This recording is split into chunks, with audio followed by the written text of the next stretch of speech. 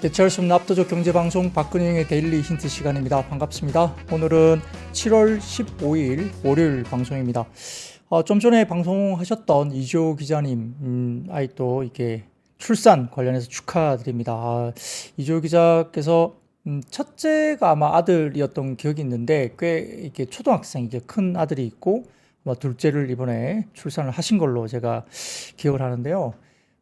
제가 이제 둘째하고 첫째하고 터울이 한 13살 정도 차이 나거든요. 그 둘째 낳았을 때 기억이 새록새록한데, 둘째를 낳고 이렇게 그 산후조리원에 이제 들어가면은 제가 이제 휴가를 내고 그때 일주일 정도 집사람 산후조리를 도와준다고 이제 산후조리원 같이 들어가서 이렇게 아이도 이렇게 돌보고 집사람 도와주고 이렇게 산후조리에 있었는데, 그때 좀 힘들었었나 봐요. 제가 이제 40 넘어서 둘째를 낳았거든요. 그러다 보니까 그 군대에서도 안 걸렸던 봉화지겸을, 산후조리원에서 너무 힘들어서 봉화지겸이 와가지고, 긴급하게 응급으로, 분당 서울대병원으로 응급 실려가서, 일주일 넘게 제가 그때 아마 입원을 했던 기억이 납니다.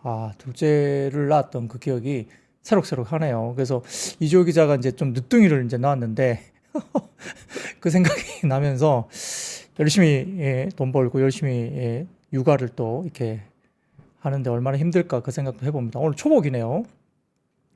네, 그래서 닥터 K님, 아니 형이 낳은 것도 아닌데 그렇죠. 제가 낳은 일이 아닌데 이 돌봐주다 보면 새벽에 또 막 일어나서 뭘 해야 되고 여러 가지 일이 많아요. 집사람은 이제 힘들고 아프니까 누워 있고 아이를 이렇게 보고 뭘 해야 될 게 많은데 일주일 정도에 거기 조리원에 같이 생활하다가 군에서도 안 걸렸던 봉화지겸이 와서 이제 긴급하게 이송됐던 그런 기억이 납니다. 그러면서 이제 둘째 보면서 되게 그런 소중한 기억들도 있고요. 재밌는 기억들이 있습니다. 오미아님, 아이고, 우프입니다. 그렇죠. 네, 맞아요. 안지연님, 2명 낳았는데 2번 다 산후조리원 못 갔습니다. 그렇죠. 이게 출산하고 나면 몸을 잘 돌봐야 되거든요. 이게 뼈마디가 시리고 이렇게 바람이 숭숭 들어오는 뭐 그런 기분이라고 하시더라고요. 그래서 정말 중요한 시기가 뭐 한두 달, 그 산후조리가 되게 중요한데 그래야 몸이 안 아프거든요. 그래서 되도록이면 남편들이 최선을 다해주는 모습을 그때만이라도 꼭 열심히 최선을 다해주시면 좋고요. 그때 그런 기억들 때문에 저희 집사람도 굉장히 고마워합니다. 이 봉화지겸 걸려서 응급실로 실려간 모습을 보고 상당히 고마워하고 있어요. 그럼 둘째가 그래서 더 귀엽죠, 예쁘고. 네, 그렇습니다. 맥가이버님, 데일리 인트 부장님 안녕하세요. 네, 감사합니다. 박혜원님, 둘째가 효도할 겁니다. 너무 사랑스럽고요. 효도를 하고 있어요. 그냥 있는 것 자체로도 효도를 하고 있는 거고, 첫째도 듬직하고 자기 생활을 하면서 이미 사회에서도 자리를 잡았기 때문에 그런 생각이 또 드네요. 여러분들, 이 아이를, 자녀를 아주 잘 키우는 것도 애국하는 길입니다. 자, 그러면 이제 시장 이야기 해보겠습니다. 코스피는 12포인트 상승 출발 보였습니다. 외국인들은 현선물 매도, 기관은 코스피 200과 선물 매수 출발했고요. 반도체와 2차전지가 주춤했던 가운데 화장품과 우크라이나 재건, 그리고 우주, 항공, 방산, 원전, 가상화폐, 건설, 조선과 피팅, 건설기계, 자율주행, 정유, 전력설비, 화장품 등 강세 출발 보였습니다.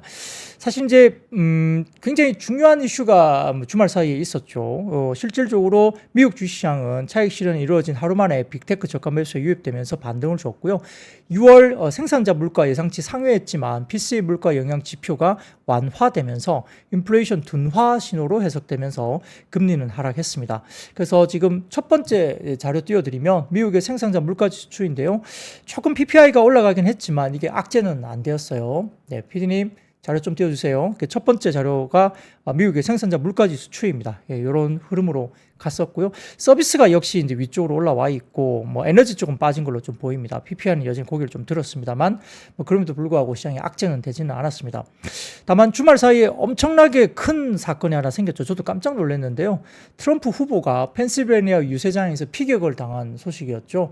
그때 사상자도 났고 상당히 좀 굉장히 좀 약간 충격을 받았던 그런 상황이 생겼는데 라이브로 보니까 엄청나게 놀랍더라고요. 정말 끔찍한 장면이었는데 여기에 따라서 비트코인도 급등했고 국채 금리라든지 달러 인덱스 등도 일부 약간 움직이긴 했습니다만 그래도 생각보다 영향은 좀 미미했습니다. 자, 이 이야기는 좀 이따 제가 또 드릴 것 같고요. 자, 갭 상승 출발했던 시장은 외국인 선물 매도 포지션에 9시 20분을 지나면서 코스피가 하락 전환했습니다. 코스피는 트럼프 피격 영향으로 안전자산 선호 심리에 외국인 자금이 이탈하는 양상은 나타났지만 지수는 뭐 약보합세 정도에서 크게 빠지지는 않았습니다. 오전 기준으로. 그래서 수급은 오전 기준 외국인들이 현물이 2천억 그리고 선물은 2,500개양 이상 순매도를 했고요. 미국장 흐름에 따른 수급 방향 결정이 오늘 밤에 예상될 것으로 보입니다.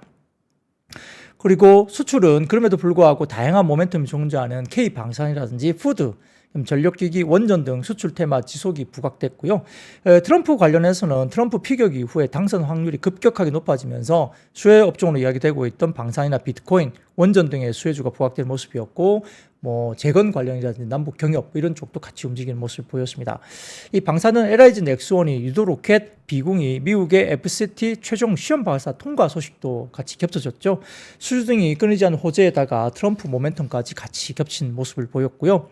자, 그리고 전력기기 같은 경우는 변압기, 전선 등의 7월 수출 지표도 역시 7월 초 관련된 수출 지표도 호조를 보이면서 수요 둔화 우려가 역시 부재한 상황입니다. 멈추지 않은 상승세가 나타났고요.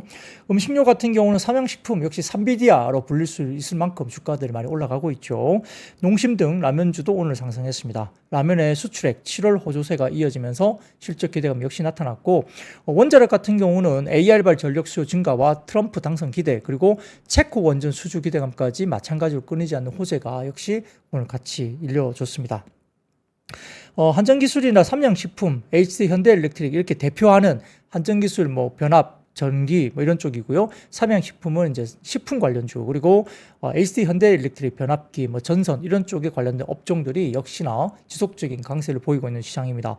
코스닥은 트럼프 재선 확률 상승하면서 업종별 차별화인데요. 금리 속등의 지수는 약세였지만 대표 친환경 업종인 2차 전지는 약세 보이면서 지수 하락 견인했고 방산과 가상화폐 등 트럼프 관련주는 강세였습니다. 제약바이오는 금리 속등에도 개별 호재의 상승 지속했는데 리카켄바이오가 ADC 핵심 기술 보유 평가에 강세를 보였고 그 외에도 라파스가 패치형 비만 치료제 개발 기대감에 비만 치료제 관련주도 일부 들썩였고 LH가 인력난에 모듈러 주택 공급 확대 이야기가 나오면서 모듈러 관련된 주택 뭐 이런 것들이 이제 우크라이나 재건이나 뭐 건설주 이런 쪽으로 영향을 같이 미쳤다고 볼 수 있겠습니다. 이런 상황이 이제 강세를 이끌었다 볼 수 있는 상황이고요. 코스피는 정권 교체 시나리오와 업종별 손익 개선에 따른 종목 장세, 미국에 대한 영향을 받았다 볼 수 있는데 다만 이미 한 번 겪은 정치적 이슈가 시장에 크게 반영되지는 않을 것으로 시장은 보고 있는 것 같습니다. 전일 CME 선물 시장에서 미국채 10년물 국채 선물 가격은 소폭 하락했고요. 11일 CPI 반영 이후에 금리 하락을 일부 되돌리는 정도 수준에서 머물렀고 아주 크게 변동성이 나타난 건 아닙니다.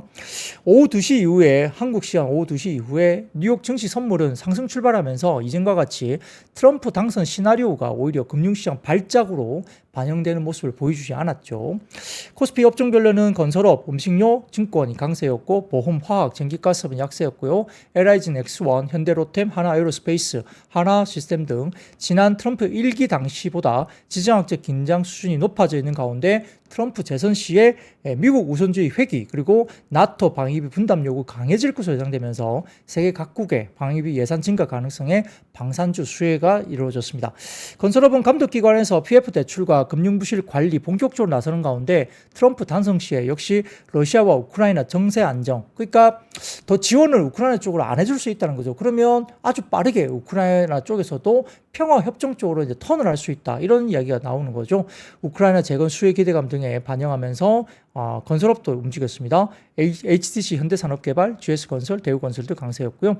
반면 IRA 인플레이션 감축 법안 수혜주가 하락을 했는데 LG엔솔, 그 다음에 삼성 SA, 현대차, 기아 등의 트럼프 당선 시에 IRA 폐지 공약 그리고 북미 전기차 시장 공약을 위해서 현지 지출한 업체들의 세제 혜택 약화 가능성에 대해서 반영을 하고 있었습니다.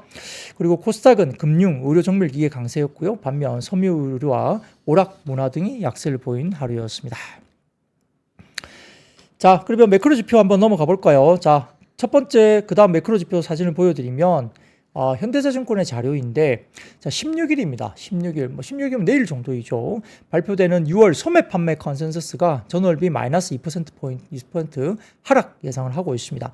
지난주 금요일 발표된 7월 미시건대 1년 단기 기대 인플레이션은 2.9%로 하락했고요. 단기 기대 인플레이션은 값이 코로나19 이전에 2.3에서 3% 정도 범위 내에서 움직인 바가 있는데 이번에 1년 단기 기대 인플레이션이 2.9%대로 이제 하향 안정화되고 있죠.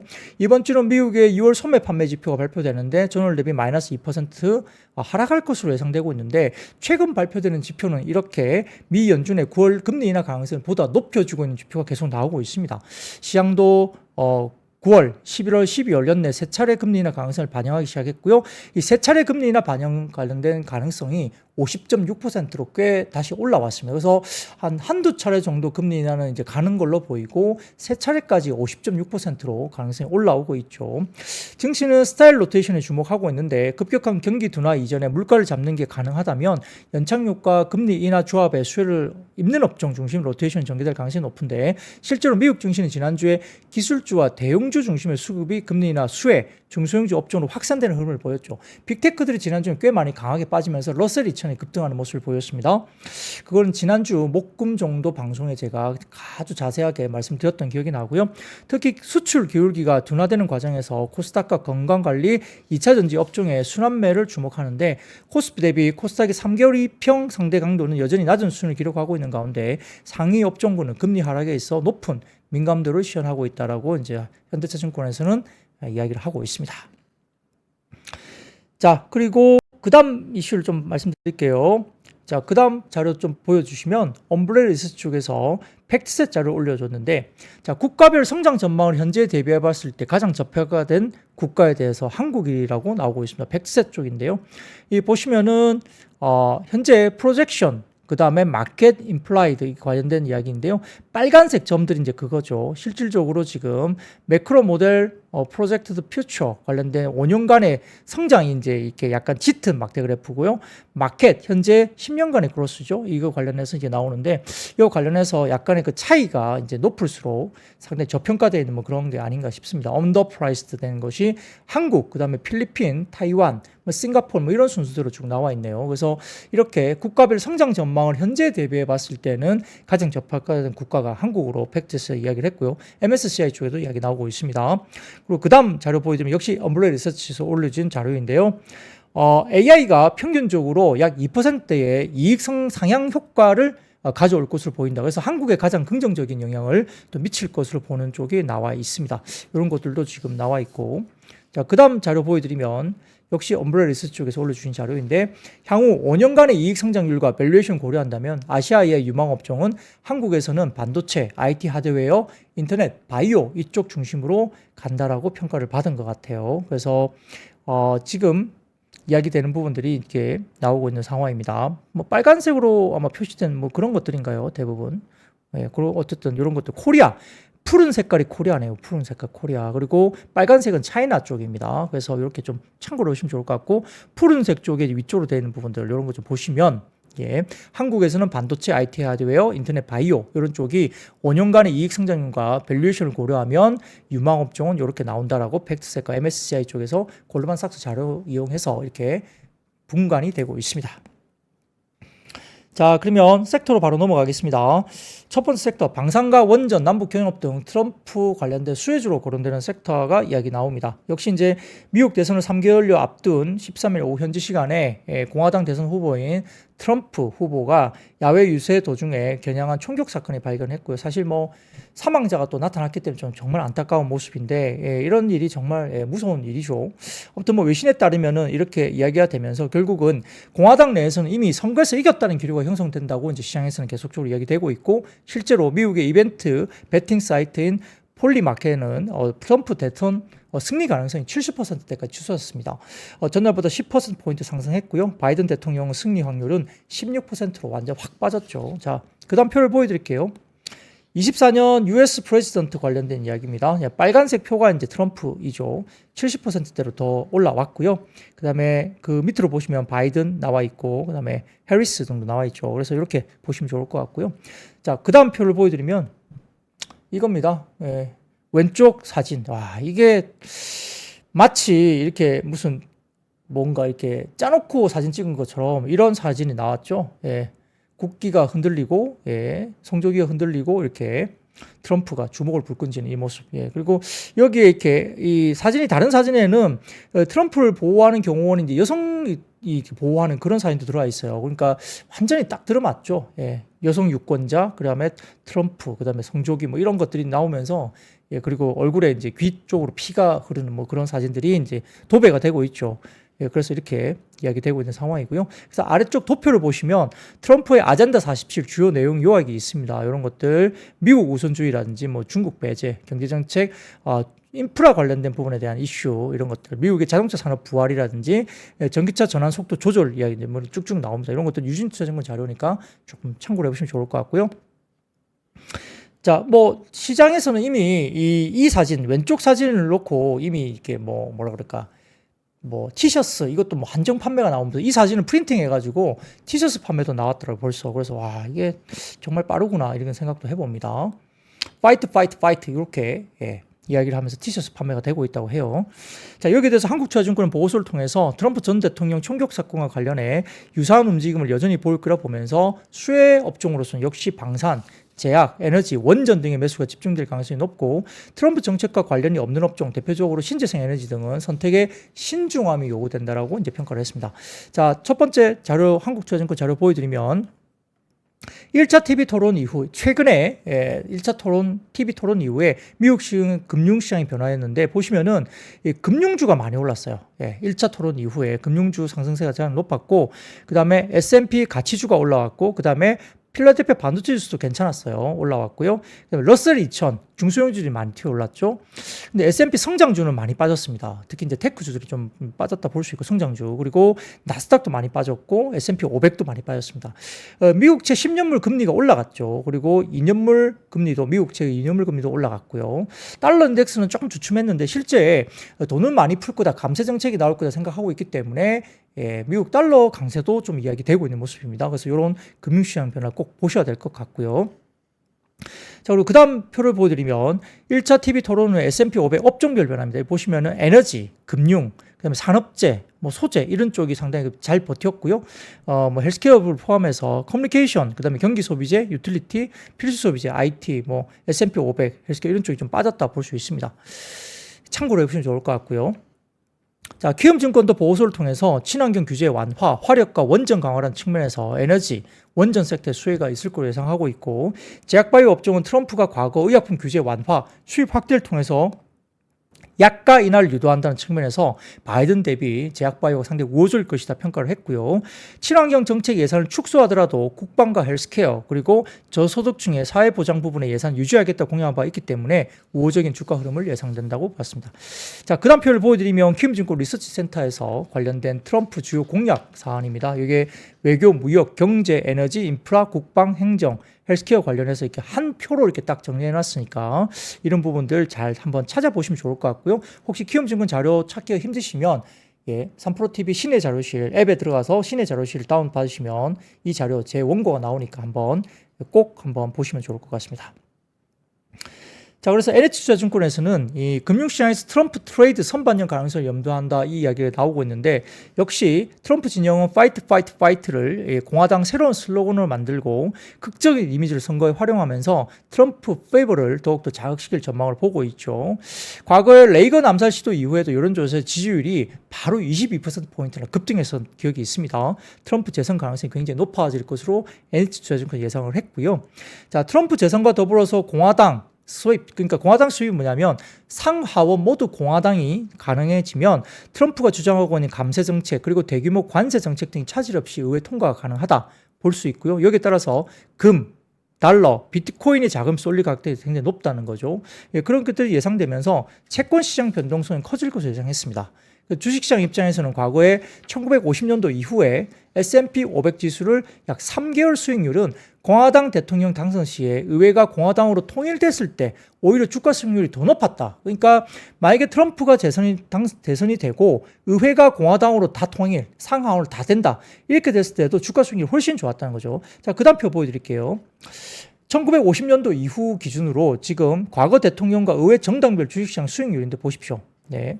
공화당과 공화당 같이 상하원, 의회 대통령이 다 같이 되면 굉장히 S&P 500 3개월 수익률이 괜찮았던 기억이 납니다. 빠지지 않았다는 거예요. 예, 그렇죠. 이렇게 보시면 좋을 것 같고, 민주당, 의회는 민주당, 대통령이 공화당일 때는 1.19 이렇게 나오죠. 그리고 뭐 공화당, 의회가 공화당이고 대통령이 민주당일 때는 조금 더 올랐는데, 아무튼 과거에 대통령과 의회 정당별 주식시장 수익률을 보면 다 나쁘지 않았어요. 예, 그래서 트럼프 재선이 된다 하더라도 시장이 망가질 거다 보기엔 좀 어렵다는 거죠. 예, 이렇게 좀 보시면 좋을 것 같습니다. 자, 그리고 그 다음 표를 보여드릴게요. 예, KB증권인데요. 트럼프의 시대라고 해서 위쪽에 보시면 됩니다. 미국 우선주의에서 시작되는 파급 경로와 이에 대한 전략이라는 표에서 트럼프 전략은 미국 우선주의죠. 그렇기 때문에 제조업 리쇼어링, 그러니까 미국에서 만들어라 이거죠. 그리고 국방 원조 축소, 우크라이나 쪽으로 국방 원조를 축소하고 나토 쪽에도 축소할 겁니다. 니네는 니네가 지켜, 스스로 지켜 이렇게 이야기하겠죠. 금융 규제 완화까지 되는 거죠. 그래서 미국 제조업 건설 투자 확대가 되겠죠. 그리고 금리가 상승하고 달러가 강세로 접어들고 원전, IT, 기계, 금융이 상당히 제조업 리쇼어링에서 상당히 유리하다. 그 국방 원조 축소하면서 미국 외 국가들의 방위비 증액이 되니까 방산과 우주 산업이 굉장히 수혜주를 받을 수 있고, 금융 규제 완화되면서 미국 금융주가 수혜를 받으면서 간접 효과로 국내도 금융주가 움직일 수 있다. 이런 표들이 나오고 있습니다. 이런 것들을 참고를 해보시면 좋을 것 같고요. 자, 여기에 따라서 뭐 남북 경협, 그다음 뭐 여러 가지 방산, 전쟁 관련된 부분, 그리고 재건과 건설기계 관련주도 올랐고, 또한 여러 가지 원전 수주 기대감에 뭐 체코 원전 수주까지 있죠. 이런 것들도 원전 관련된 주식들이 올랐고요. 그리고 전선주, LS 에코너지와 일진전기 등 전선주 좋았고, 일부 제약 바이오주들도 주가들이 나쁘지 않았습니다. 자, 거기다가 그다음 사진을 보여드리면 헤드라인인데요. 뉴클리어 에너지 쪽에서 이렇게 나옵니다. 이탈리아 쪽에서도 지금 원전 이슈가 좀 발생했습니다. 그래서 멜로니의 선택은 역시 SMR이다입니다.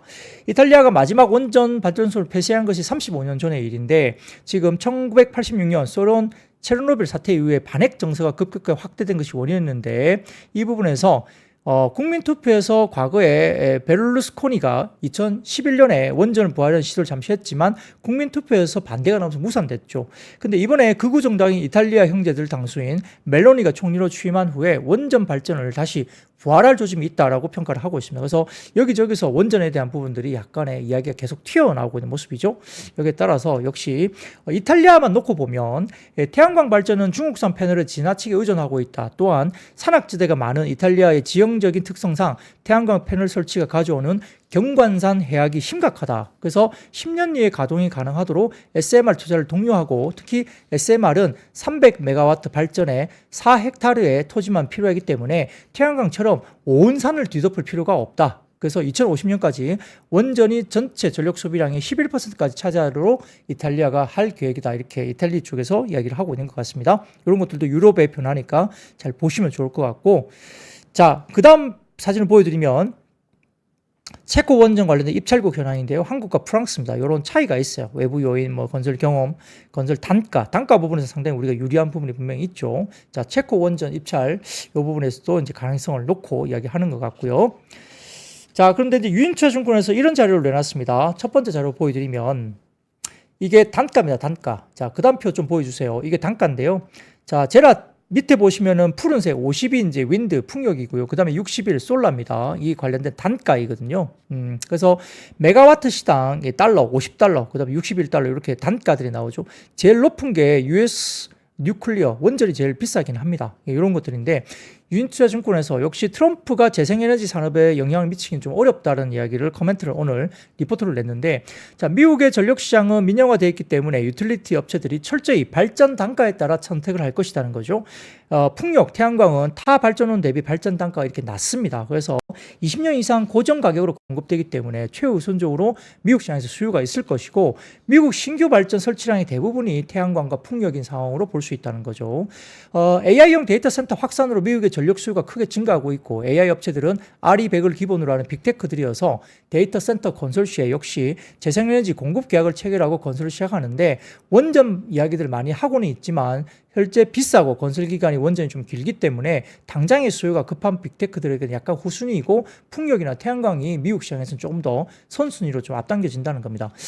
트럼프 첫 집권했을 때 미국의 풍력과 태양광 설치량과 베스타스와 펄스 솔라 주가를 보면 알 수가 있었다고 이야기를 코멘트를 했는데, 당시에는 힐러리 당선에 대한 기대감으로 재생에너지 주가들이 미리 상승해서 미리 올랐다는 거죠. 근데 트럼프가 딱 이제 성공을 하고 나니까 트럼프가 대통령 당선되니까 초기에는 미리 이제 조정을 받았죠. 근데 하지만 2018년도부터 주가가 랠리가 시작되면서 오히려 트럼프 임기 말까지 계속 상승세가 재생률 쪽이 올라왔다는 거예요. 자, 그 다음 표를 한번 보여주세요. 표를 보여주시면 2017년도부터 2020년도까지 트럼프 재임 기간인데요. 여기 보시면은 발전 용량 순증이 나오는데 이게 굉장히 좀 계속적으로 올라왔다는 겁니다. 풍력과 태양광 보시면은 순증이 계속 많죠. 왼쪽 보세요. 17년부터 20년까지 순증이 매년 일어납니다. 이런 것들이 계속적으로 올라왔다. 이렇게 보고 주가도 트럼프 재임 기간 이런 부분에서 임기 말까지 상승세가 올라왔다. 이게 신재생 쪽이 괜찮았다. 이렇게 보는 것 같습니다. 그래서 트럼프 리스크를 보기보다는 뭐 개별 기업들의 실제적인 경쟁력을 좀 보자 이런 이야기를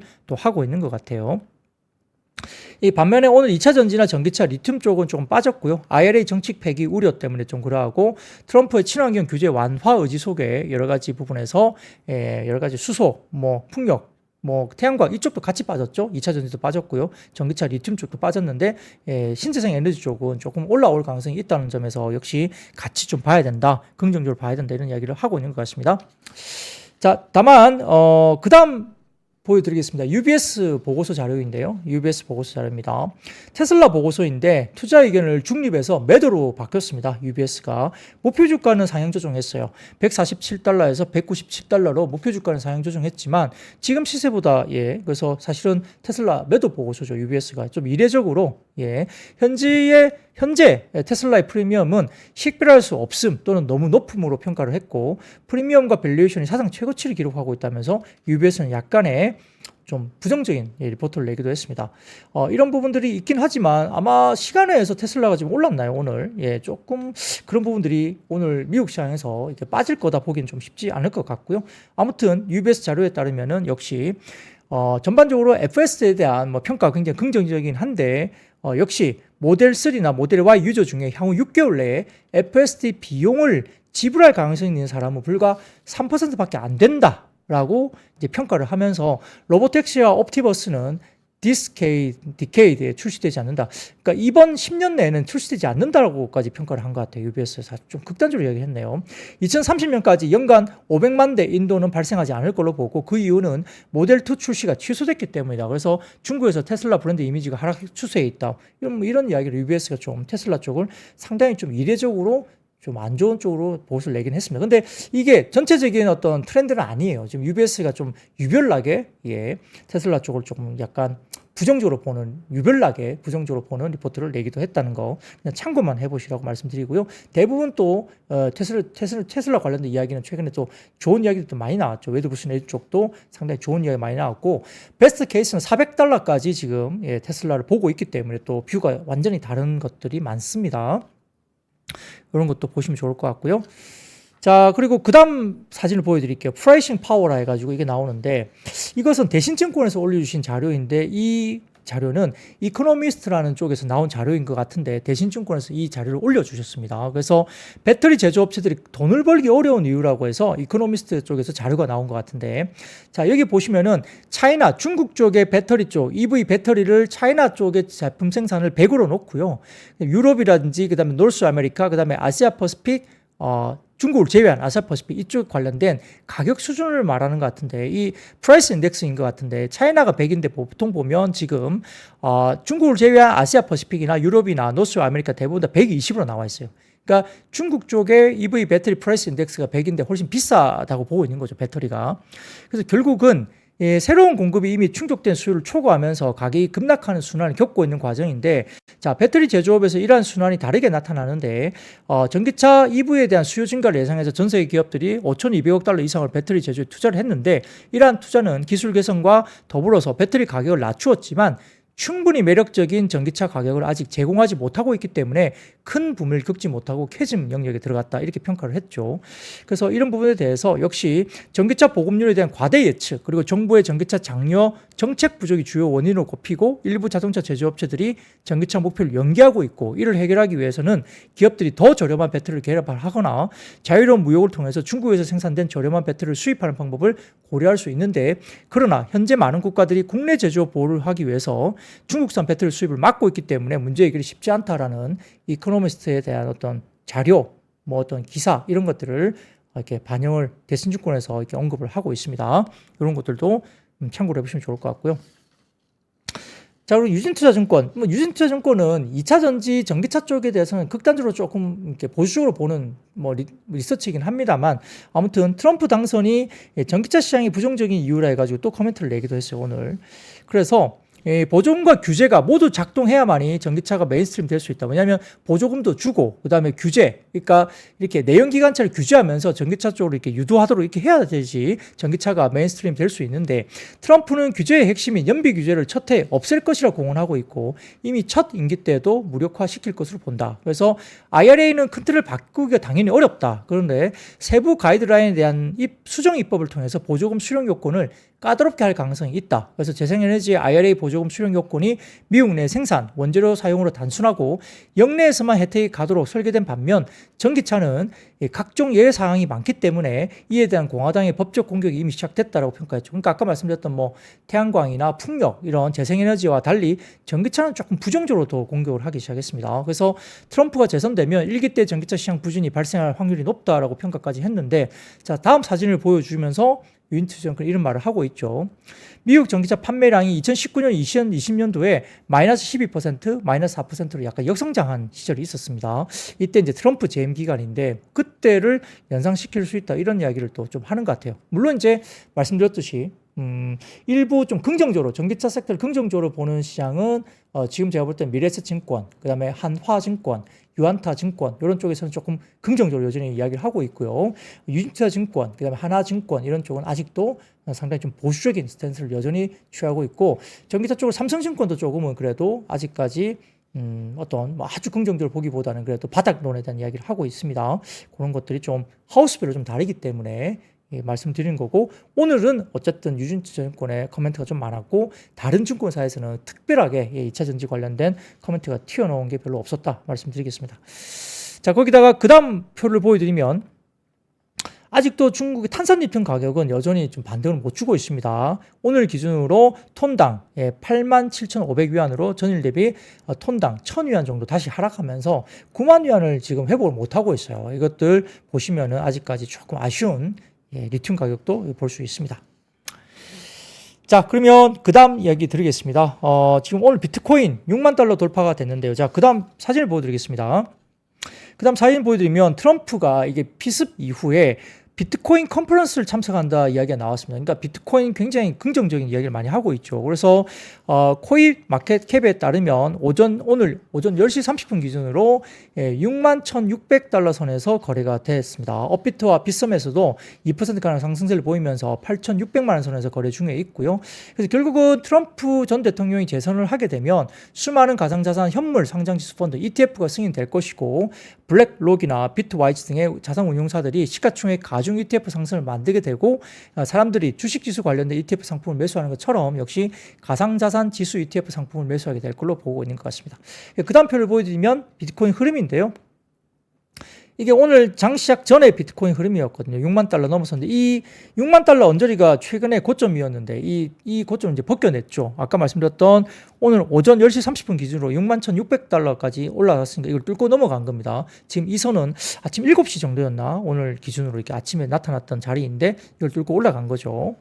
그래서 지난달 샌프란시스코 선거자금 모금 행사에서 지금 트럼프 전 대통령이 나는 크립토 프레젠트가 될 것이다 라고 얘기하기도 했기 때문에 이 부분에서 비트코인이 상당히 수혜를 받을 것이다 이야기를 하고 있는 것 같습니다.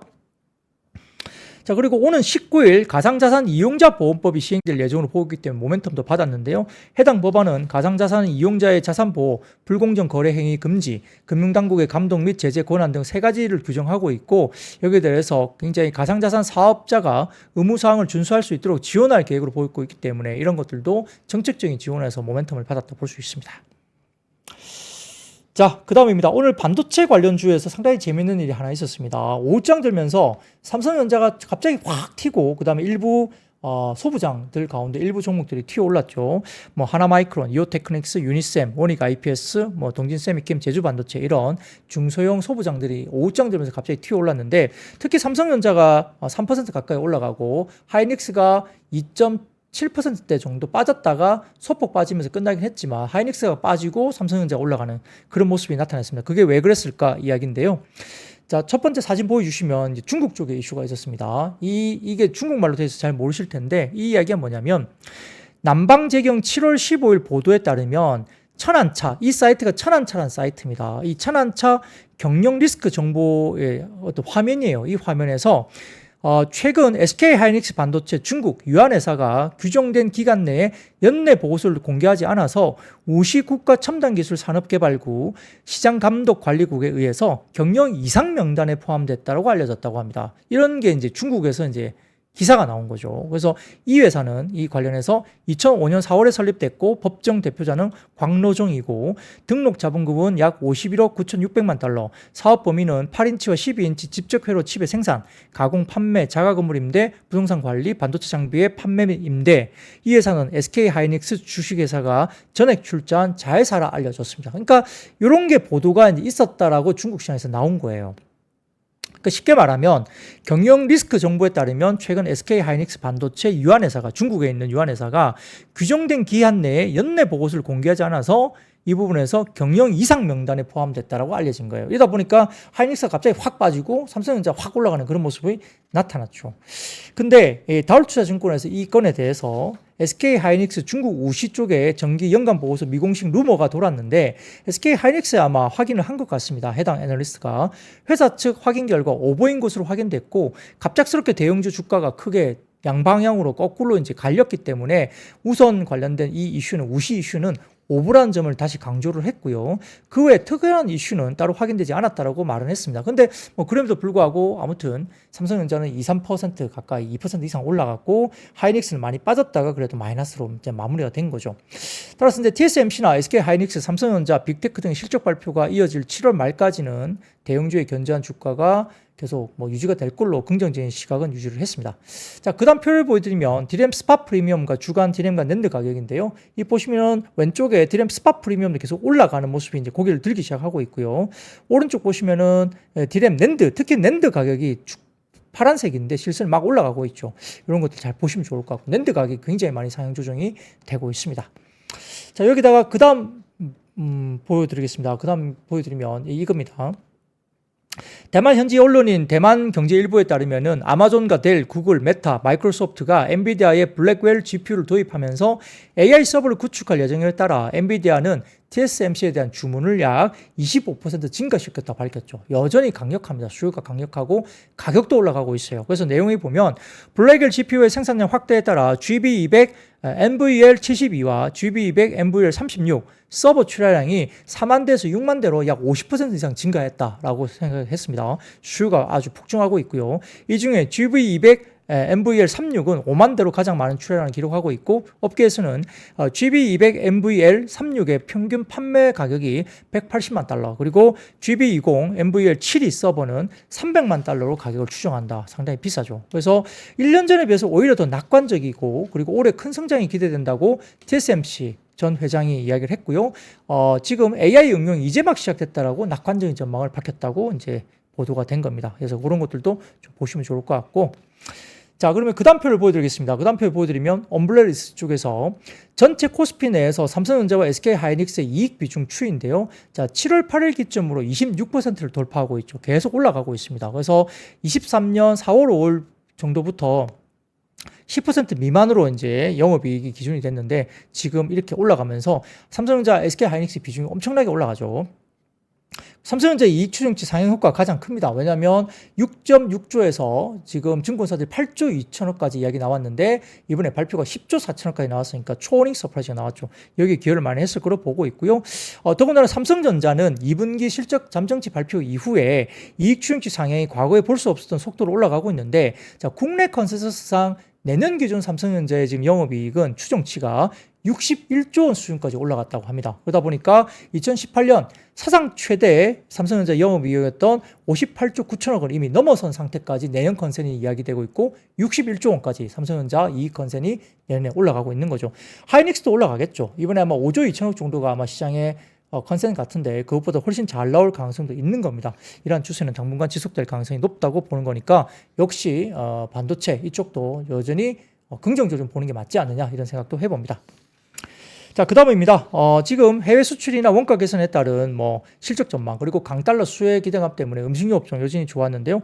교보증권은 리포트를 통해서 해외 그리고 원가 개선 중심으로 견조한 이익을 성장하고 있고 원달러 환율이 상당히 좀 우호적이죠. 달러 강세 이슈. 특히 트럼프 재선 강세 높아지면 달러 강세에 관련된 강세 높다고 분석이 되고 있어서 수출 지표 관련해서 역시 달러 강세 수요가 음식료 업종도 이야기되고 있다 볼 수 있습니다. 원가 부담도 전년 대비 완화된 것으로 파악을 했습니다. 자, 사진을 첫 번째 보여주시면은 곡물 투입과 전년 대비 추이입니다. 이 보시면 오른쪽 음영 부분, 파란색 음영 부분 보시면 곡물 투입가 계속 빠지고 있죠. 예, 계속 빠지고 있습니다. 곡물 투입과 YY 증가율이 지금 마이너스권으로 계속 들어가고 있고요. 곡물 투입과 원화 기준으로도 계속 빠지고 있죠. 그래서 음식료 업종 지수가 이렇게 검은색 점선으로 보면 계속 올라가는 모습이 최근에 보입니다. 24년 1월 이후로 보시면 오른쪽에 보이시죠. 자, 그리고 그 다음 표를 보여드리면 교보증권에서 커버리지 2분기 전체 영업이익입니다. YY 증감률인데 보시면 롯데칠성은 조금 빠지고 있고 농심이 빠지고 있죠. 근데 KTNG부터 시작해서 하이티줄로 많이 올라갔네요. 그리고 대상, 롯데웰푸드, 동원 F&B, CJ제일제당, 오리온. 뭐 삼양식품도 뭐 여기 빠져 있는데 삼양식품도 상당히 좋을 가능성이 높겠죠. 그래서 이런 식으로 커버리지 2분기 영업이익이 YY 증감률이 이렇게 좋게 나오는 종목들 잘 체크를 해보시면 좋을 것 같고요. 3월 중순부터 6월 중순까지 가파른 상승 이후에 역시 뭐 여러 가지 부분에서 실적 모멘텀이 돋보일 것 같고 현재 음식료 업종 전체 12개월 포드 PER은 10배 정도 수준입니다. 과거 밸류에이션 감안하면 여전히 싸다 이렇게 보이는데 자, 그 다음 표를 보여드리겠습니다. 최근 20년간 음식료 코스피 밸류에이션 추이인데요. 최근 보면 20년 평균 음식료가 13.4배 정도 이렇게 오른쪽으로 점점 이렇게 검은색 점선이 나와 있죠. 이게 20년 동안의 음식료 평균 PER인데 13.4배예요. 근데 현재 PER이 올라오긴 했지만 현재는 10배 정도 수준이고요. 과거에 리레이팅 1차 과거 구구에 2004년부터 그때 2007년도 8년도까지 올라갈 때는 PER 7배에서 20배까지 올라갔던 적이 있고 이 레이팅 2차 구간에서는 PER 9배 수준, 이때 2011년도부터 2016년까지 올라갈 때는 PER 9배에서 PER 24배까지 2차 릴레이팅 구간이 과거에 있었다는 거죠. 최근에는 현재 PER 10배, 주가가 올랐지만 그래도 이익 성장 속도가 더 빨랐기 때문에 10배 정도 수준이고 20년 평균 PER은 13.4배이기 때문에 여전히 좀 저평가가 아니냐 이런 이야기를 하고 있는 것 같습니다.